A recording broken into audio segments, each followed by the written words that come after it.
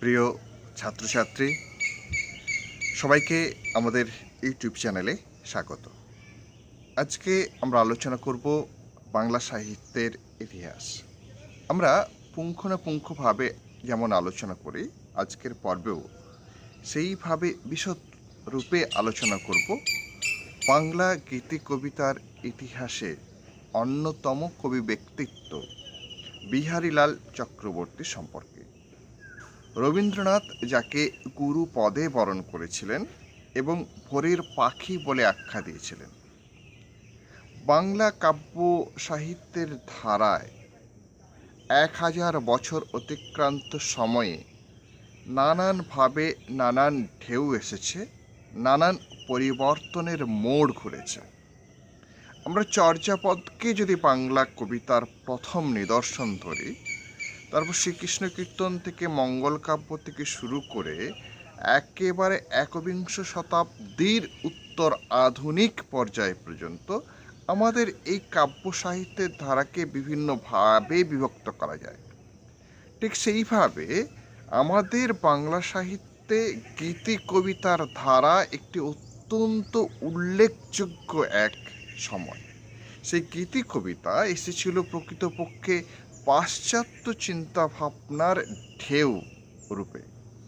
বাংলা কাব্য সাহিত্যে সেই গীতি কবিতার ধারাকে প্রথম যিনি সার্থকভাবে সূচনা করেছিলেন তিনি অবশ্যই বিহারীলাল চক্রবর্তী।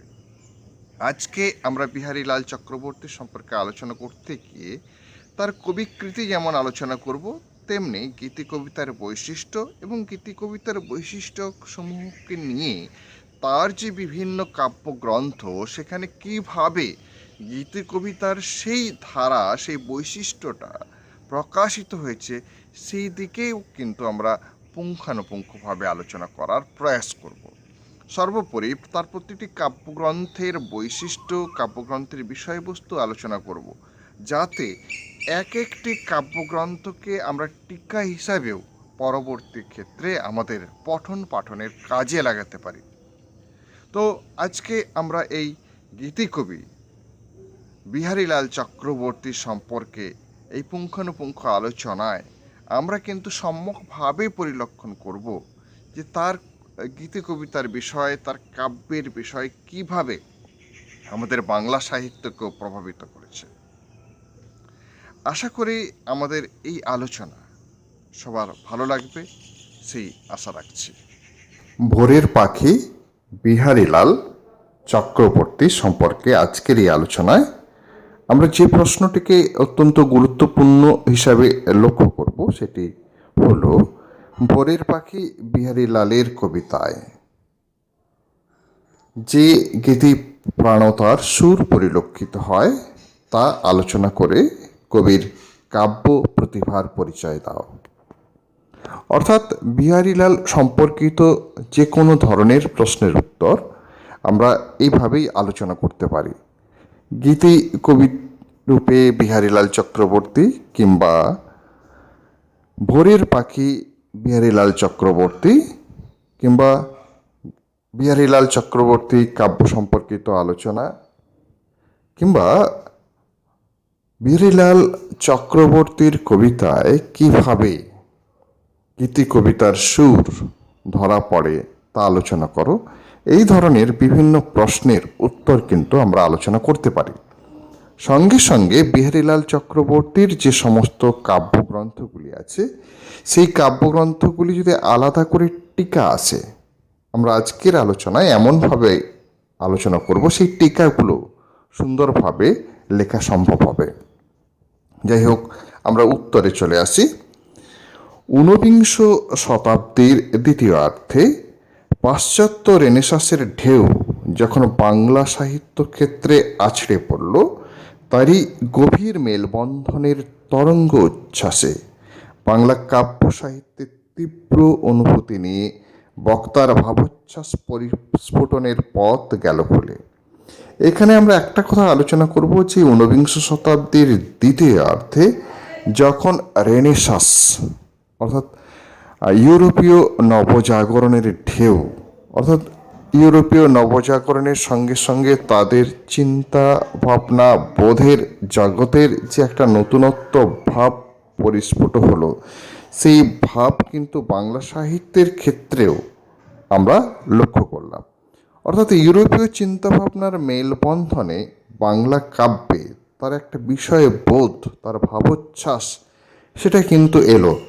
যখন মঙ্গল কাব্যের ধারায় আমরা দেবতা নির্ভরই ছিলাম, তার পরবর্তী সময়ে দেবতার ভাবনার ঊর্ধ্বে কবি ব্যক্তির ভাবনাকে প্রকাশ করা, অর্থাৎ নিজের আত্মগত সুরকে পরিস্ফুট করার পথ গেল খুলে।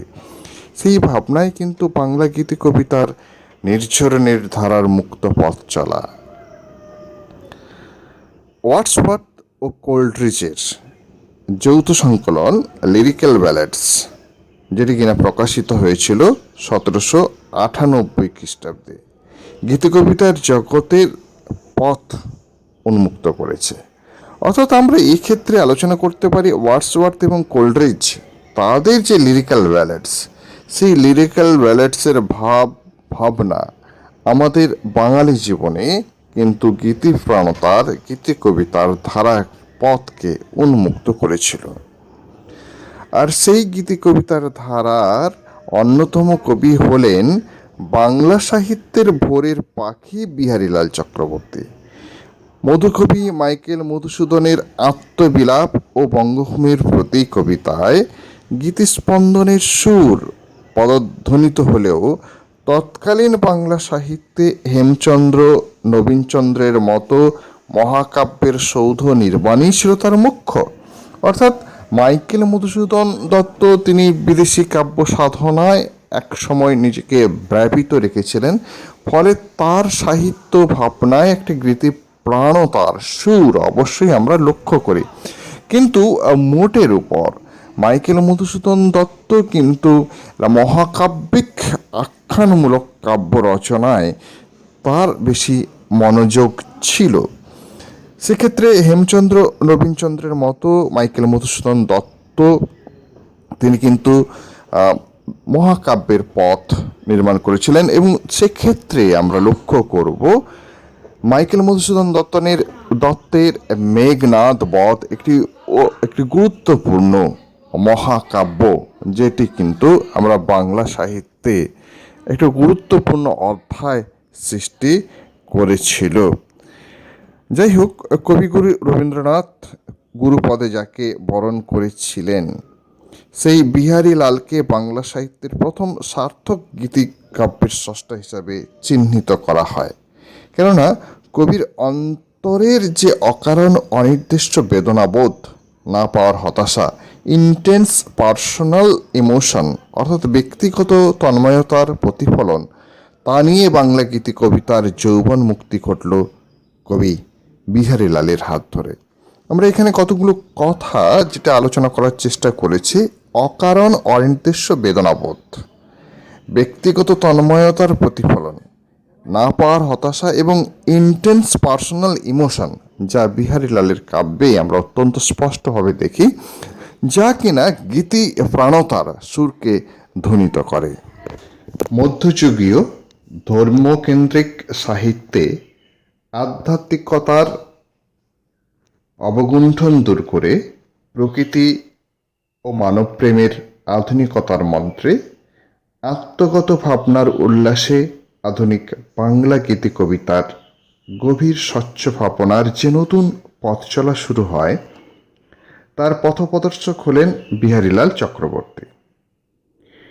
এক্ষেত্রে আমরা একটা কথা বলতে চাই যে মধ্যযুগীয় যে ধর্মকেন্দ্রিক সাহিত্য, মঙ্গল কাব্য হোক কিংবা বৈষ্ণব পদাবলী, শাক্ত পদাবলী কিংবা অন্যান্য সাহিত্য চিন্তা, সেখানে বাঙালি হিন্দু কবিরা আধ্যাত্মিকতার পথ ধরেছিলেন। মানবপ্রেমের আধুনিকতার মন্ত্রে আত্মগত ভাবনার উল্লাসে আধুনিক গীতি কবিতার গভীর স্বচ্ছ ভাবনার পথ চলা কিন্তু শুরু হলো। অর্থাৎ মানব প্রেম, প্রকৃতি, আধুনিকতা ভাব, আত্মগত ভাবনার উল্লাস, এইগুলো কিন্তু গীতি কবিতার একটি লক্ষণ। তার পথপ্রদর্শক হলেন বিহারীলাল চক্রবর্তী। অবোধবন্ধু পত্রিকায় রবীন্দ্রনাথ বিহারীলালের কাব্য পাঠ করে কাব্যগুরুর পদে তাকে বরণ করে ভোরের পাখি আখ্যা দিয়েছেন। বিশ্বকবির মন্তব্য, তিনি নিভৃতে বসিয়া নিজের ছন্দে নিজের মনের কথা বলিলেন। তাহার সেই স্বগত উক্তিতে বিশ্বহিত, দেশহিত কিংবা সফা মনোরঞ্জনের কোনো উদ্দেশ্য দেখা গেল না। এখানেই তৎকালীন সাহিত্যের থেকে গীতি কবিতার পার্থক্য। অর্থাৎ তার পূর্ববর্তী কবিতায় যে বিশ্বহিত কিংবা আধ্যাত্মিকতার ভাবনা কিংবা দেশহিত চিন্তাভাবনা কিংবা সভা মনোরঞ্জনের উদ্দেশ্য ছিল, বিহারীলালের কাব্যে এগুলো কিন্তু উধাও হয়ে গেল। কি এলো? আত্মগত সুর। তার এই আত্মগত সুর অন্তরঙ্গভাবে হৃদয় স্পর্শ করে পাঠকের বিশ্বাসকে আকর্ষণ করেছিল। নিজ কল্পনার রং একান্তভাবে লিরিক কবির কাব্য বিষয় হয়ে নিজস্ব সুরকে অনুরণিত করল। রেনেসাঁস যুগের পরবর্তী বিরোধী কাব্য ভাবনার অন্ধ আন্দোলন থেকে কবি সত্তার এই মুক্তিতেই বাংলা কাব্যের যৌবন মুক্তি ঘটল। আধুনিক কবিতার জগতে বিহারীলাল তাই ভোরের পাখি। কেন তাকে ভোরের পাখি বলা হয়? রবীন্দ্রনাথ কেন তাকে ভোরের পাখি হিসাবে আখ্যা দিয়েছেন?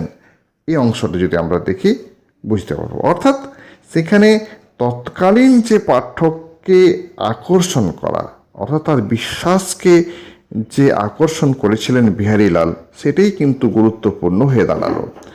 নিজ কল্পনার রং একান্তভাবে লিরিক কবির কাব্য যে বিষয়, সেটা কিন্তু তার কাব্যে দেখা গেল। এবং বিরোধী কাব্য ভাবনার অন্ধ আন্দোলন থেকে কবি সত্তার এই মুক্তিতে বাংলা কবিতার যৌবন মুক্তি ঘটল। বাংলা কবিতার সেই যৌবন মুক্তিকেই যিনি এনেছিলেন, সেই নতুন আলো, বাংলা সাহিত্যের নতুন প্রভাত আনয়নের যিনি চেষ্টা করেছিলেন, নেভৃতে যখন বাংলা কাব্যের যৌবন মুক্তি ঘটেনি, তখন তার সেই কৃতকর্ম, তার কবি ভাবনার জন্যই তাকে ভোরের পাখি আখ্যা দেওয়া হয়। অসিত কুমার বন্দ্যোপাধ্যায়ের মতে বিহারীলাল গীতি কবিতার প্রথম সচেতন কবি।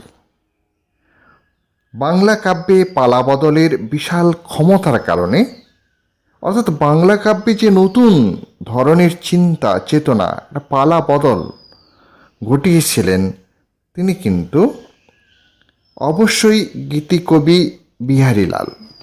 যে কারণে পালা বদলের বিশাল ক্ষমতার কারণে রবীন্দ্রনাথের উক্তি, সে প্রত্যুষে অধিক লোক জাগে নাই, কেবল একটি ভোরের পাখি সুমিষ্ট সুন্দর সুরে গান ধরিয়াছিল, ফ্রম সোল টু সোল।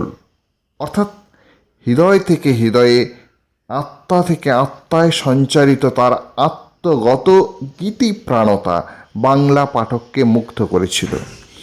এই যে আত্মগত গীতি প্রাণতা, যা কিনা বাংলা সাহিত্যে তিনি প্রথম সার্থকভাবে এনেছিলেন, যখন কিন্তু বাংলা কাব্য সাহিত্যে সেই অর্থে বিশেষ কবিগণ, কবি খ্যাতি বা অন্যান্য কবি ব্যক্তিগণ সেই গীতি প্রাণতার জায়গাটা ছুঁতে পারেনি, তখন প্রথম বিহারীলাল তার গীতি প্রাণতার সুরকে ছন্দায়িত করেছিলেন।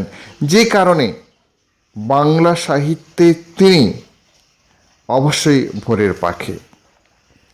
বিহারীলালের কাব্যে গীতি কবিতার যে সমস্ত লক্ষণগুলি পরিস্ফুট হয়, সেগুলো যদি আমরা পুঙ্খানুপুঙ্খভাবে আলোচনা করি, তাহলে কতগুলো পয়েন্ট আমরা করতে পারি। It is an expression of a single emotion. একটা নির্দিষ্ট ইমোশন, তার একটা সিঙ্গেল এক্সপ্রেশন, অর্থাৎ হাজার ভাবনার, হাজার অনুভূতির ভিড়ে হারিয়ে যাওয়া নয়, একটি নির্দিষ্ট অনুভূতির তার প্রকাশ বিহারীলালের গীতি কবিতায় পাওয়া যায়। গীতি কবিতা কবির একান্ত ব্যক্তিগত কথা, তবে এই নিজস্ব উপলব্ধির সঙ্গে সাধারণভাবে ধর্ম বা তত্ত্ব দর্শনের কোনো সংযোগ নেই। অর্থাৎ ধর্ম, তত্ত্ব, দেশহিত, সভা মনোরঞ্জন, লোকহিত, বিশ্বভাবনা এগুলো গুরুত্ব নয়, বরং কবির নিজস্ব যে উপলব্ধি, সেই নিজস্ব আবেগ, নিজস্ব ভাবনা, একেবারে যা নিজস্ব, তার সেই ব্যক্তিগত কথাই কিন্তু গীতি কবিতায় প্রকাশ লাভ করে। গীতি কবিতায় কবি ও পাঠক একত্রে অবস্থান করে, উভয়ে রস সংযোগ গীতি কবিতার সৌন্দর্য। অর্থাৎ কবির যে ব্যক্তি ভাবনা, সেই ব্যক্তি ভাবনা কোথাও না কোথাও পাঠকের হৃদয় ভাবনার সঙ্গে মেল সাধন ঘটায়, সেই মিল রস সংযোগ করতে সাহায্য করে। গীতি কবিতার প্রকাশ সাবলীল, ব্যঞ্জনাময় ও সংহত। গীতি কবিতা রূপগতভাবে সঙ্গীতের গঠনাত্মক ভঙ্গি বা সুরের সামঞ্জস্যতা এবং চিত্রকলায় প্রকাশের এই বৈশিষ্ট্যগুলি বিহারীলালের কাব্যে পরিস্ফুট হয়। অর্থাৎ সঙ্গীতের গঠনাত্মক ভঙ্গি এবং সুরের সামঞ্জস্যতা আছে এবং চিত্রকলাময় হয়ে ওঠে। এই সমস্ত বৈশিষ্ট্যগুলো কিন্তু বিহারীলালের কাব্যে আমরা পরিস্ফুট হতে দেখি। এরপরে যদি আমরা আসি, বিহারীলালের স্বাতন্ত্রতা কোথায়? তার গীতি কবিতা স্বাতন্ত্র্যময় রূপ লাভ করেছে কোথায়? বাংলা সাহিত্যের পরিপ্রেক্ষিতে যদি আমরা ধরি, তাহলে প্রথমত বলতে পারি যে তার কবিতায় প্রথম তার নিজস্ব সুর প্রকাশিত হয়। কবির নিজের কথা, আত্মগত সুরকে, আত্মগত ভাবনা, আত্মগত চিন্তা, আত্মগত কল্পনাকে তার গীতি কবিতায় তিনি প্রকাশ করতে সক্ষম হয়েছেন। নিভৃতে বসে নিজের ছন্দে নিজের মনের কথাকে তিনি প্রকাশ করতে পেরেছেন। অর্থাৎ নিজের মনের কথা, নিজের ছন্দ, নিজের ভাবনাকে তিনি একাকী বসে, একাকী তার ভাবনা চিন্তাকে তার কাব্যে প্রকাশ করতে সক্ষম হয়েছেন। নির্মল সুন্দর ভাষা, ভাবের আবেগ, কথার সঙ্গে সুরের মিশ্রণ অন্য কোথাও পাওয়া যায় না এভাবে।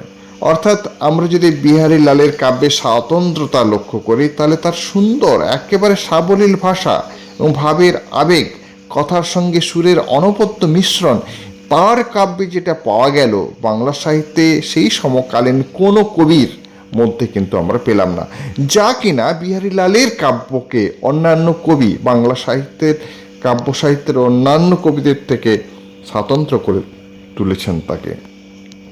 আমরা এবার যদি আসি বিহারীলালের ব্যক্তিগত জীবন সম্পর্কে, তার ভাবনা সম্পর্কে, তাহলে এই কথা বলতে পারি, সংস্কৃত কলেজের অলঙ্কৃত ছাত্র বিহারীলাল চক্রবর্তী বৈষ্ণব কবিতা, ঈশ্বরগুপ্ত ও দাশু রায়ের পাঁচালী এবং শেক্সপিয়ার, উড, স্কট, মুর এবং বায়রনের চাইল্ড হেরাল্ড ইত্যাদি কাব্য যত্ন সহকারে পাঠ করেছিলেন। ফলে তার মধ্যে একটা দেশীয় ভাবনা যেমন আছে, তেমনি পাশ্চাত্য ভাবনার, এই দুই ভাবনার, প্রাচ্য এবং পাশ্চাত্য ভাবনার একটা অদ্ভুত মেলবন্ধন ঘটেছিল আমাদের বঙ্গ সাহিত্য, বঙ্গ সমাজের সেই রেনেসা বা নবজাগরণের সেই মুহূর্তে। নিমতলার ব্রাহ্মণ পরিবারে জন্ম, সঙ্গীত রসে আসক্তি, আত্মীয় পরিজনের স্নেহ, কাঙ্ক্ষিত নারীকে বধূরূপে লাভ, মাতৃ ও পত্নী বিয়োগের বেদনা প্রভৃতি বিষয় তার গীতি কবি মনকে লালিত এবং বর্ধিত করেছে। যাই হোক, আমরা যদি তার কাব্যের দিকে আসি, তার উল্লেখযোগ্য রচনাগুলো হলো স্বপ্ন দর্শন 1858, সঙ্গীত শতক 1862, বন্ধু বিয়োগ 1870, শারদা মঙ্গল 1879, সাধের আসন 1889 প্রভৃতি। এই কাব্যগুলির মধ্যেই কবি বিহারীলালের রোমান্টিক গীতি কবিতার বাংলা কাব্যে নতুন ধারার প্রবর্তন হয়। প্রথম পর্যায়ে তার কাব্যে যে প্রকৃতি, প্রেম ও নারীর সৌন্দর্য প্রত্যক্ষ বাস্তব ছিল, সেগুলি পরবর্তী ক্ষেত্রে কবির কল্পলোকের ভাবকল্পনায় পর্যবসিত হয়েছে। অর্থাৎ কবি বিহারীলাল চক্রবর্তীর কাব্যধারাকে যদি আমরা দুটি পর্যায়ে বিভক্ত করি, তাহলে প্রথম পর্যায়ের কাব্যধারায় অবশ্যই এসেছে প্রকৃতি, প্রেম এবং নারীর সৌন্দর্য। এবং পরবর্তী ক্ষেত্রে আমরা দেখছি যে এই যে প্রকৃতি, প্রেম এবং নারীর সৌন্দর্য, এগুলো কিন্তু কবির কল্পলোকের একটি অনির্দিষ্ট ভাবলোকের ভাবকল্পনায় পর্যবসিত হয়েছে। সঙ্গীত শতক কবির প্রথম জীবনের পর্যন্ত মনোভাব নিয়ে রচিত হয়েছিল সঙ্গীত শতক কাব্য। এই কাব্যেই কবির রচনার সূত্রপাত ঘটে। সঙ্গীত হল it is not to be heard but overheard. গায়ক আপন মনে গেয়ে চলেন আর শ্রোতা এখানে আড়ালে। বিহারীলাল আত্মমগ্ন ভাবুক কবি। সঙ্গীত ছিল তার প্রাণ। সত্য হল তার হাড়ে হাড়ে প্রাণে প্রাণে কবিত্ব ঢালা। অর্থাৎ সঙ্গীত শতকে আত্মমগ্ন ভাবুক কবি বিহারীলালের প্রথম জীবনের ভাবনা রাজিগুলি একেবারে গভীর কবিত্ব শক্তিতে প্রকাশিত হয়েছে। বন্ধুবিয়োগ। কবি বিহারীলালের 3 বন্ধু, পূর্ণচন্দ্র, কৈলাস ও বিজয়। এই 3 বন্ধুর মৃত্যু তার গভীর বেদনার সৃষ্টি করে। সেই শোকের উৎসারিত ফসল হিসাবে রচিত হয় তার শোককাব্য বন্ধুবিয়োগ। পয়ার ছন্দে লেখা এই কাব্যের 4টি স্বর্গের বিষয় 3 বাল্য বন্ধুর বিয়োগ বেদনার সঙ্গে তার পত্নীর মৃত্যুর বেদনা। তার এই শোককাব্য ব্যক্তিগত বেদনা ব্যক্তি স্তরেই সীমাবদ্ধ থাকায় বিশ্ব বেদনায় সমতীর্ণ হতে পারেনি। তাই উৎকৃষ্ট কাব্যরূপে অনেকেই একে গ্রহণ করে না। অর্থাৎ বিহারীলালের বন্ধুবিয়োগ কাব্য মূলত তার 3 বন্ধু এবং তার পত্নীর মৃত্যু বেদনার গভীর বিরহগাথা। অবশ্য তার যে ব্যক্তিগত বিরহ, যে বেদনার স্তর তার ব্যক্তিগত ভাবনার জায়গাতেই থেকে গেছে। ফলে সমগ্র বিশ্ব হৃদয়ের অর্থাৎ সহৃদয় পাঠক হৃদয়ে সেই শোকগাথা প্রবেশ করতে পারেনি। অর্থাৎ শোককাব্য হয়ে ওঠার জন্য যে গভীর কবিত্বের প্রয়াস ছিল, এখানে তা সম্পূর্ণভাবে পরিস্ফুট হয়ে ওঠেনি। বাউল বিংশতি। বাউল জাতীয় বেশ কয়েকটি গানের সংকলন গ্রন্থ বাউল বিংশতি। বাউল জাতীয় আধ্যাত্মিক সঙ্গীতে তার অতীন্দ্রিয় অনুভবের প্রকাশ ঘটেছে এখানে। ঘ. শারদামঙ্গল। বিহারীলালের কাব্য প্রতিভার সর্বশ্রেষ্ঠ নিদর্শন শারদামঙ্গল কাব্যে মিস্টিসিজম আর রোমান্টিকতার অপূর্ব মেলবন্ধন ঘটেছে। আদিকবি বাল্মীকির ক্রঞ্জ বিরহের উদ্গত শ্লোকের পিছনে ছিল মা সরস্বতীর কৃপা। সেই ভাবনা থেকে শুরু করে শারদা প্রাপ্তির মধ্যে এর সমাপ্তি। মৈত্রী বিরহ, প্রীতি বিরহ, সরস্বতী বিরহ, এই ত্রিবিধ বিরহে উন্মত্ত প্রায় হয়ে কবি কাব্য রচনা করেছেন। ইন্দ্রিয় লোকের ঊর্ধ্বে দ্বন্দ্ব বিরহের শেষে মিলনের লোকে কবি সরস্বতীর প্রাপ্তি। বিচিত্র লীলা পর্বের মধ্যে দিয়ে কবি দেবীকে লাভ করেন। তুমি লক্ষ্মী সরস্বতী, আমি ব্রহ্মাণ্ডের পতি, হোগ্যে এ বসুমতী যার খুশি তার। সেলির হিম টু ইন্টেলেকচুয়াল বিউটির সঙ্গে সারদার সৌন্দর্য ভাবনার মিল আছে। এই সারদার সৌন্দর্য প্রতিভা মানসী প্রেয়সী অত্যন্ত সৌন্দর্য প্রতিমার জন্য কবির এই ধ্যান। কায়াহীন মহাছায়া বিশ্ববিমোহিনী মায়া, রহস্যময়ী রহস্যই তার কাম্য। রহস্য ভেদিতে তব আমি আর চাব না, না বুঝিয়া থাকা ভালো, বুঝিলেই নেবে আলো। কবি এখানে অবাধ কল্পনা ও সৌন্দর্যময়তার ধ্যানই সাধক। কবি সরস্বতীর কৃপাপ্রার্থী হয়ে চরম কামনা করেছেন। এর বাকি অন্য কোনো ঘটনা বা বস্তু নির্ভর কাহিনী নেই। কাব্যের বিষয়ে তিনি কবির কাব্য লক্ষ্মী, তিনি কখনো কন্যা, কখনো জায়া, কখনো জননী রূপে কল্পনায় ধরা দিয়েছেন। এই কাব্যের গুরুত্ব বা বৈশিষ্ট্য: এক, আধুনিক বাংলা কাব্যে গীতিপ্রাণতা ও রোমান্টিকতার পরিপূর্ণ সমন্বয় এখানে প্রথম লক্ষ্য করা যায়। দুই, কবি কল্পনায় সৌন্দর্য চেতনা এবং প্রকৃতি চেতনার মধ্যে এক অন্তরঙ্গ সম্পর্ক গড়ে উঠেছে। প্রকৃতির প্রেক্ষাপটে সৌন্দর্যের অনুধ্যান দেখা যায়। কবি বিহারীলালের ভাব শিষ্য রবীন্দ্রনাথ পর্যন্ত কবি জীবনের প্রথম পর্বে এই কাব্য থেকে আপন অনুভূতির প্রকাশের পথ খুঁজে পেয়েছিলেন। অর্থাৎ বিহারীলালের শারদামঙ্গল, যে শারদামঙ্গলে প্রকৃতি চেতনা আছে, দেবী সরস্বতীর বিষয়ে ভাবনা আছে এবং সব কিছু ভাবনা, একেবারে ব্যক্তিগত ভাবলোকের আত্মগত তন্ময়তার একটা ভাবাবেগের প্রকাশ। তিনি দেবী সরস্বতীকে কখনো কন্যা রূপে, কখনো প্রেমিকা রূপে, কখনো দেবী রূপে ভেবেছেন। মৈত্রী বিরহ, প্রীতি বিরহ এবং সরস্বতী বিরহ, এই ত্রিবিধ বিরহ উন্মত্ত হয়ে এই কবি এই কাব্য রচনা করেন। গীতি কবিতার ধারায় তাই শারদামঙ্গল এক উল্লেখযোগ্য সৃষ্টি সার্থকতা। বাংলা কাব্য সাহিত্যের জগতে, গীতি কবিতার জগতে অবশ্যই শারদামঙ্গল এক অনন্য সৃষ্টি বিহারীলালের। সাধের আসন। বিহারীলাল চক্রবর্তীর কাব্য সাধের আসন প্রকাশিত হয় 1887 খ্রিস্টাব্দে। এটি নিঃসন্দেহে রোমান্টিক গীতিকাব্য।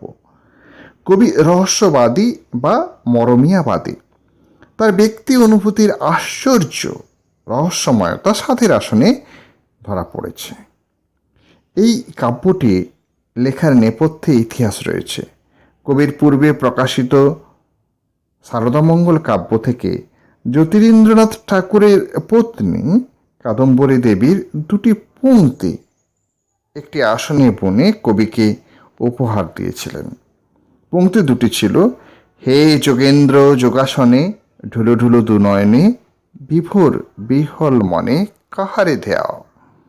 আসলে কাদম্বরী দেবী কবি বিহারীলালের কাছে দেবী শারদার ধ্যানমূর্তির স্বরূপ জানতে চেয়েছিলেন।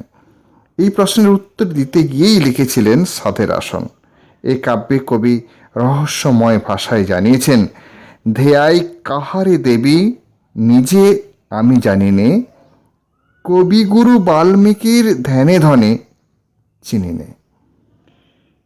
কবি এই কাব্যে কান্তি সংকলিত কায়া, অপরূপ ললনা, বিশ্ব সৌন্দর্যের প্রতিমাকে খণ্ড সৌন্দর্যের মধ্যে স্থাপিত করেছেন। রহস্যময়তার মধ্যে কবি সৌন্দর্যকে খুঁজেছেন। বলেছেন: বিশ্ব গেছে কান্তি আছে, অনুভবে আসে না, দেহখানি ধ্বংস হলে কান্তিটুকু থাকে না। তেমনি এ বিশ্ব থেকে কান্তিটুকু দূরে রেখে চাও, বিশ্বপানে চাও, কিছু কি দেখিতে পাও। অতঃপর কবি বলেন: রহস্য ভেদিতে তব আর আমি চাব না, না বুঝিয়া থাকা ভালো, বুঝলেই নেভে আলো। রহস্য বিশ্বের প্রাণ। এই ধরনের এক নতুন দৃষ্টি লাভ করেন কবি সাধের আসন কাব্যে। এর গুরুত্ব এভাবে নির্ণীত হতে পারে: এক, এ কাব্যে ব্যক্তিক অনুভূতিতে কবির তত্ত্বরূপ দিতে সমর্থ হয়েছেন। দুই, রহস্যবাদকে মরমিয়া কবিদের মতো আশ্রয় করেছেন এ কাব্যে। তিন, নিসর্গ বর্ণন, রূপচিত্রণ, ভাববন্ধনে কবি কল্পনার আশ্রয় নিয়েছেন। কাব্যানুরাগী কাদম্বরীর জিজ্ঞাসা এ কাব্যের ঐতিহাসিক প্রেরণা। পাঁচ, বিহারীলাল এ কাব্যে এক অনবদ্য দার্শনিকতায় কবি ও ধ্যানের সমন্বয় সাধন করেছেন। বঙ্গসুন্দরী। এই গীতিকাব্যটি কবি বিহারীলাল চক্রবর্তীর এক অনবদ্য সৃষ্টিকর্ম। তার সম্পাদিত অবধবন্ধু পত্রিকায় এটি প্রকাশিত হয়। কাব্যটি 10টি সর্গে বিভক্ত। এর বিষয়বস্তু গৃহিণী নারীর বিচিত্র রূপকল্প। কবি রোমান্টিক দৃষ্টিতে নারীকে বিচিত্র রূপে এখানে দেখেছেন। এখানে তথ্যের বস্তু প্রদান কাঠামো ভেদ করে নারী আদর্শের ভাব প্রশান্তি দেখা যায়। এর কাব্যগত গুরুত্ব হল এক, এই কাব্যে সর্বপ্রথম কবি মনের কথাটি নিজের মতো করে বলার সুযোগ গ্রহণ করেছেন। রবীন্দ্রনাথ একে বলেছেন নিজের ছন্দে, নিজের সুরে, নিজের মনের কথা। দুই, নারীর রূপের বিচিত্র প্রকাশে এই কাব্যের মাধ্যমে বাংলা কাব্যে আত্মপ্রকাশ করে। কৃষ্ণকমল ভট্টাচার্যের মতো কোনো পণ্ডিত বিহারী লালের ব্যক্তিগত ভাবনার সঙ্গে আগস্ত কুঁতের দর্শনের সাদৃশ্য আবিষ্কার করেছেন। বিহারী লাল বাংলা কাব্যে গীতি কবিতার উৎসধারা খুলে দিয়েছেন।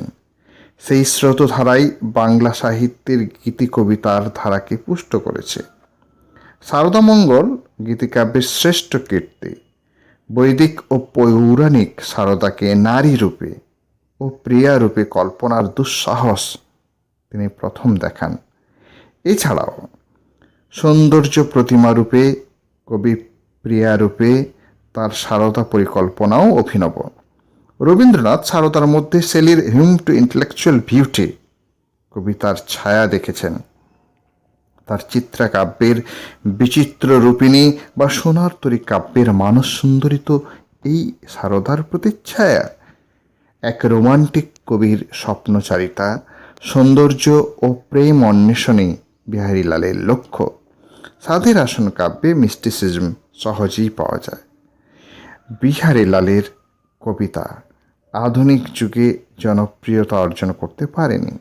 তার ব্যক্তিগত অনুভূতিকে প্রকাশ করার জন্য যে শিল্পকলা, ছন্দ, অলঙ্কার, শব্দ, রূপনির্মিতি প্রয়োজন ছিল, তার অভাব সহজেই চোখে পড়ে। ডক্টর সুকুমার সেনের কথায় বলতে হয়, প্রতিভার তুলনায় বিহারী লালের সৃষ্টি উজ্জ্বল নয়। তার কবি কল্পনার মধ্যে আবেগের বেগ কম হইলে লেখনের স্তর মসৃণ হইত, তবে তাহার কবি প্রতিভার খাদ ছিল না। তবে অবশ্যই যাই সমালোচনা থাক না কেন, বিহারী লালই বাংলা গীতি কবিতার প্রথম সার্থক গীতিকবি। সেই নিয়ে কোনো তর্কের অবকাশ থাকে না। মনে রাখতে হবে, বিহারী লালই বাংলা গীতি কবিতার প্রথম উৎসধারা খুলে দিয়েছিলেন এবং যার পথ ধরেই বাংলা গীতি কবিতা এবং কাব্যের যৌবন মুক্তি ঘটল। যে জায়গায় বিহারী লাল স্বতন্ত্র এবং বিহারী লালের সার্থক কবি প্রতিভার স্বাক্ষর। প্রিয় ছাত্রছাত্রী, আশা করি আমাদের আজকের এই আলোচনা গীতিকবি বিহারী লাল চক্রবর্তীর সম্পর্কে, সেই আলোচনা সবার সম্যকরূপে বোঝা সম্ভব হয়েছে। যদি কোথাও কোনোভাবে সমস্যা থাকে অবশ্যই আমাদের কমেন্ট বক্সে জানাবেন। আমরা সেই বিষয়ে পুনরায় আলোচনা করার প্রয়াস করব। সবাই সুস্থভাবে থাকবেন, পড়ার মধ্যে থাকবেন। আমাদের এই ইউটিউব চ্যানেলটি যদি আপনাদের ভালো লাগে অবশ্যই সাবস্ক্রাইব করবেন। ধন্যবাদ।